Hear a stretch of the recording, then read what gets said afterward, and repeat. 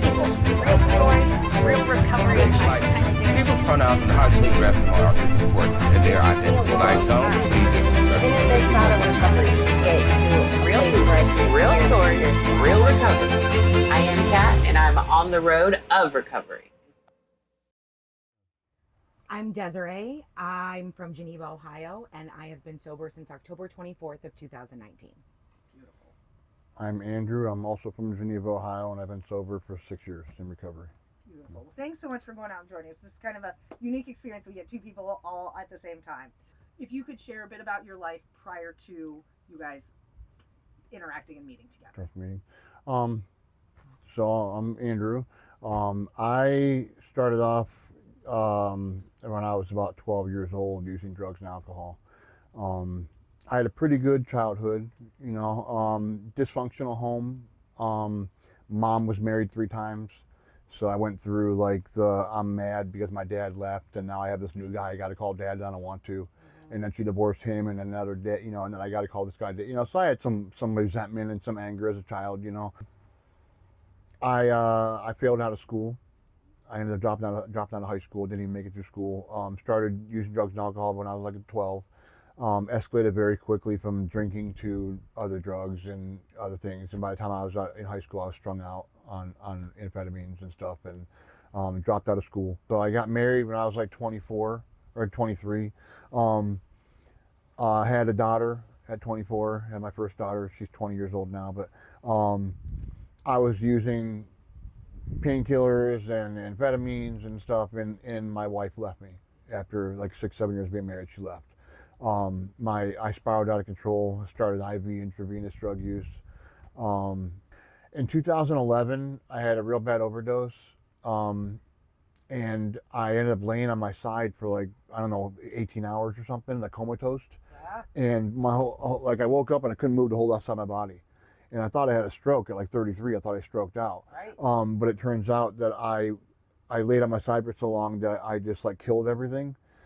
So I called 911 with my right arm, and I couldn't get up off the ground. Oh my. And my whole left side of my body was dead. And I called 911 and they came and got me, and within 20 minutes I'm being life flighted to Cleveland Metro. It turns out I had septicemia. It's a blood infection, and a lot of times you get septicemia, you don't make it, or they almost amputated my arm and my leg to save my life, to cut the infection away from me. But instead they filleted me open. I actually have huge scars, all the way up into my armpit and down my arm and down both sides of my leg. I got huge scars now, and nerve damage. They had to fillet me open to relieve the pressure and drain the infection. And I ended up being in Cleveland Metro for 5 months, dying. My kidneys failed on me.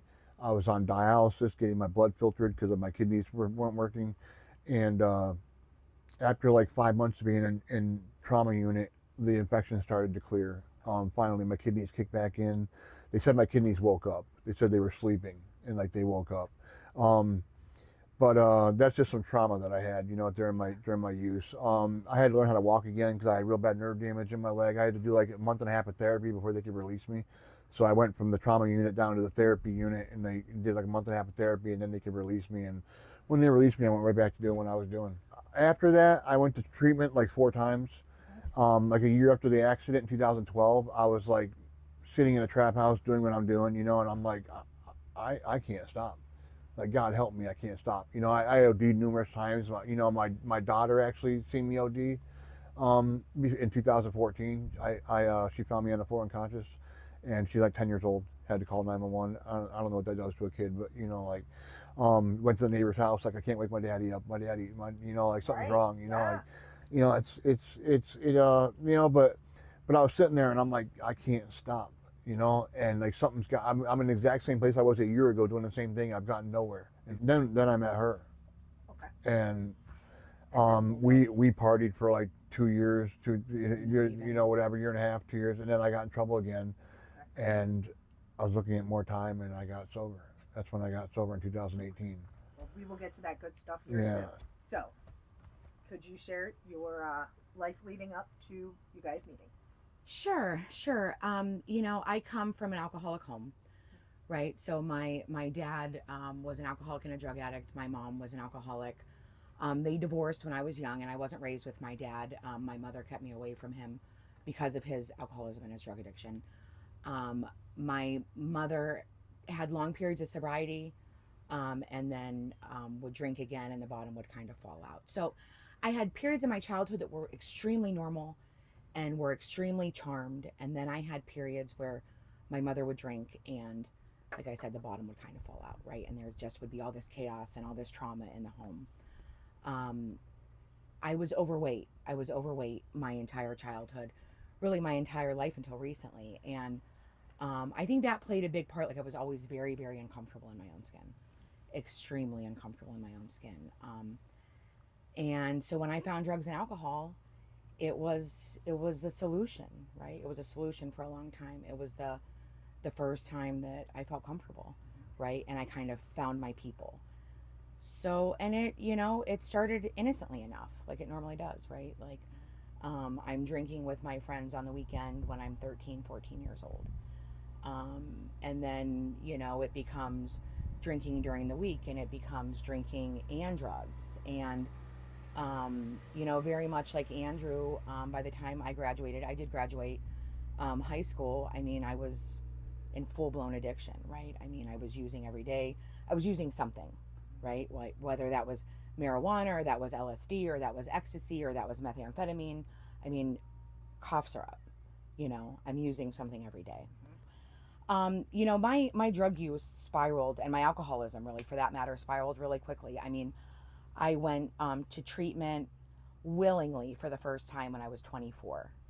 And that was in 2005. And by that point, I couldn't hold a job. I was renting a room somewhere, and more than anything, like, I had lost my mind on methamphetamine, right? Like, I knew by the age of 24 that methamphetamines had become a real problem. And then, for the next 3 years, I didn't breathe a sober breath. And by the time I got sober again, when I was 27, I was an IV heroin user, and I was an IV cocaine user, and I was an everyday drinker, and those things were all new, right? Like that, but so within 3 years, things had gotten completely out of control again. I go into treatment, and I actually, I stayed at the treatment center for 14 months. I stayed at Glen Bay Hospital. It's still when they did long-term. I stayed there for 14 months. That's when I met my first husband in the rooms, and I slowly got on my feet, right? And was like fully immersed in recovery, was fully immersed in the recovering community in Ashtabula. My first husband, who I dated for many years, he also was in recovery. He was a chronic relapser, right? So he would be sober for 6 months. He would drink for a year. He would be sober for a year. He would drink for 6 months, right? So, but I was able to maintain this sobriety throughout, and life really started to come together. Like, I got my bachelor's degree. I was finally able to finish school. I was working in my profession. I had a whole host of friends and support, and life wasn't perfect, but it was the best it had ever been. Yeah. Right? And then what happened? And then my husband was in the middle of a relapse, right? And he had been relapsed for about 6 months, and this was in 2016.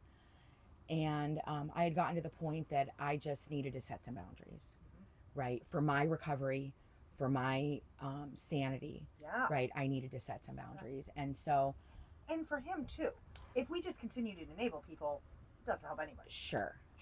Yeah. What we were doing wasn't working, right? Me being sober, him running around drinking and smoking crack what we were doing wasn't working, And so I think it was on a Tuesday, I came home from work and I said, listen, I need you to go. I need you. I need you to go somewhere for a minute, right? Because I need a break. And so, we got in this huge blow up fight. He wound up going to his mom's, who lives in Geauga County. And he called me the next morning and he said, I want to come home. And I said, I'm not ready for you to come home, right? Like, some things need to change, right? And so he continued to call me all day the next day. And he was more and more intoxicated, right? Every time he called, until finally the last phone call I got from him was at 7:00 at night. And he said, if you're not going to let me come home, I'm going to hang myself. And I called the Geauga County Sheriff's Department to go do a well check because, you know, he did have mental illness. He had had suicide attempts in the past. So it was not outside the realm of possibility, right? That it was a very real thing. So I called the Sheriff's Department, and, you know, they said that they'd call me back with an update. And after about an hour of not hearing back from them, I called back, you know, and the dispatcher said, let me connect you with the officer on the scene. And at that point, I realized that it probably wasn't good, and it wasn't. And my husband, you know, in a moment of desperation, in the middle of his alcoholism, took his own life. So sorry. Thank you. That's devastating. Yeah, it was profoundly devastating. Yeah. Yes. It was profoundly devastating, and I managed to stay sober, probably like another 2 months after his death. But I couldn't stop crying. I couldn't function. You know, I blamed myself, right? If I would have just let him come home. And, you know, it just was like this profound sorrow, Yes. that was so heavy. And I used, you know, by the beginning of 2017, I'm an everyday, methamphetamine and benzodiazepine user. I'm blacking out regularly. And I really kind of become a shut-in. Like I have trouble leaving the house. I think like from guilt and shame, right? Just like the heaviness of the guilt and shame, and to see people, because you have to remember, like I'd had long-term sobriety, right? So, you know, I just didn't want anybody to see me, right? Yeah. I didn't want anybody to see me. And it was about a year of that when I lost our house. And I started spending time over at my brother's house. And that's where, and my brother was also, you know, he was in active addiction. And Andrew happened to be living with my brother. Okay. And that's how we reconnected. Okay. Yeah, that's What happens that one of you decides to get sober? Yeah, I didn't want to go back to prison. 2000, I got sober like December 20th. So I got arrested in like September, October. Okay. This time I'm looking at, you know, a couple of years, more than just a year in prison this time, looking at a few years, and I didn't want to go back really, you know, and I was 40 years old. Not only did I not want to go back to prison, but I was tired of living the way I was living. And I said a million times, I'm sick and tired of being sick and tired, but this time I'm like, you know, at some point I got to start rebuilding my life, or making a life for myself. You know, like I never wanted to live or care about myself before.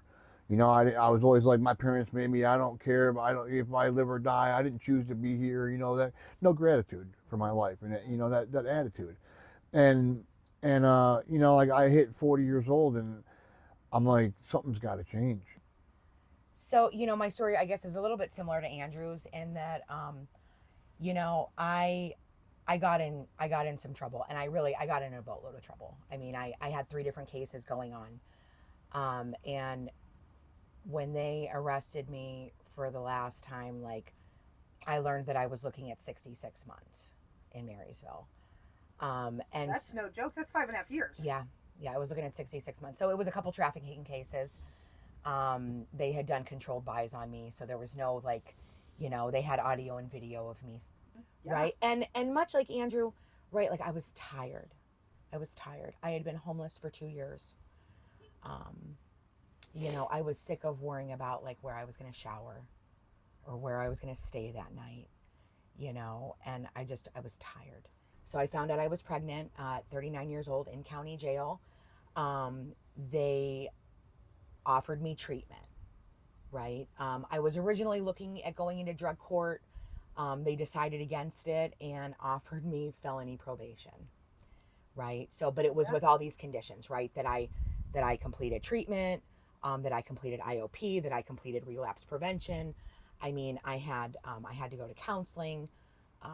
You know, I had case management services. I mean, I had the whole kit and caboodle. you know, and I was, like I said, I was willing, right? I was willing. You know, when I got to treatment, I did miscarry that child. And I was really angry. Like I was really angry, and I almost left treatment that day, right? I almost left that day, but I didn't. And because I didn't leave treatment, it changed everything. Yes. Now we're getting into the good stuff. Yeah. So having two people who, you know, fairly early in recovery, and they tell you not making changes and whatnot, how did you guys build a healthy foundation for yourselves? What did you guys do? Well, the first year and a half I was sober, I stayed in the sober house. I stayed in the sober house like 16, 17 months. And she was just getting sober when that happened. And eventually she got her own place, you know, and we would hang out all day and hang out, you know, and spend time together. And then we'd go back to our own places and we'd continue to work on our sobriety and stuff. And eventually she moved in with me into the apartment. But after 2 years, maybe? yeah, something like that, you know, and we lived there for what, 6 months together, maybe? Yeah, I think I lived there for 2 months when I got pregnant with Madeline. Yeah, Okay. but we were there maybe 6 months together, and then we got a house in the harbor. But yeah, she got pregnant in that apartment. I was excited. I mean, I was excited. I had really, this is so manipulative. I had really kind of like started to pay attention to my ovulation, right? Just, you know, I figured let's just, you know, I'd never really had that conversation, but I'd started to pay attention to those things. And so I was excited and I was scared. You know, I of course was scared, but I was also excited. Yeah. You know, and he was really scared. You know, he's like, what about money? We don't have the money to take care of a baby. And I said, listen, we know all sorts of people, right, who are derelicts. I don't mean to talk poor, you know. Yeah. I said, we know all sorts of people that have had children. I said, we can do this. We can do this. We can make this work. And we did. Yeah, once the baby was born, I obviously wasn't scared anymore or nervous or anything. I was overcome with joy, and the instinct of parenting takes over, and you know, but yeah, I stayed home with the baby, you know, most of the time, and she went to work, and I don't know, we just made it work. We made it work. Yeah, You really have know, built such an incredible life together. we have. It's nothing short of miraculous. Yeah. It is. Yeah. It's nothing short of miraculous. Yeah. You know, 7 years ago, we were in a motel room, you know, surrounded by drugs, ready to kill each other, you know, and we have the most beautiful life today. But I think you hit the nail on the head earlier when you said about balance. The two of you balance each other We out do. We do. so We do. well Yeah. and complement each other. I go, you know how that one saying, you complete me, always bothered me, because no individual should complete another, but complementing each other, and you guys are the perfect example of balance and compliments. We are such opposites that it works. So the last question I always ask everybody is, words of wisdom, cliches, what's your go-to when you're having a tough moment that just speaks true to you? It can be a Bible verse, anything that you, so mine is acceptance is the answer to all my problems. Yeah. That's just what I always go back to. Right, So, right. Which yours? Mine is probably, no matter what happens, it's going to be okay. Right? If that, you know, when my husband died in 2016, you know, I just could not see anything good in my life, and I just could not see an end to my despair, right? But if you give it enough time, right? If you give things enough time and you just kind of put one foot in front of the other, that it's just, no matter what happens, it's going to be okay. Yeah. That's what life has taught me. Absolutely. Yeah. How about you? Yeah, I have a Bible verse. I got trust in the Lord on my chest. Proverbs 3:5. Yeah, trust in God. Attitude for gratitude, kind of thing. Yeah. You know, like it's a cliche, but it really it's the truth. Yeah. Well, thank you both for spending some time with us. This was absolutely incredible.